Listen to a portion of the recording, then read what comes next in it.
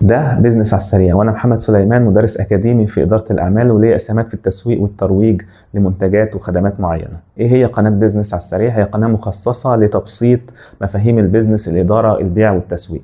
هنقدم لك المعلومه بشكل واضح وصريح من غير لف ودوران وفي اسرع وقت ممكن. ايه الجديد على القناه؟ القناه بقى ليها هويه بصريه جديده. هنتكلم على مواضيع جديدة وحديثة جدا وترندي في البيزنس وفي مجال سوق العمل، هنربط بيها الشباب رواد الأعمال والشباب اللي شغالة في الشركات، هيعرفوا البيزكس والمبادئ الأساسية وإزاي يربطوها أو يوظفوها صح في مجالهم أو في مشاريعهم.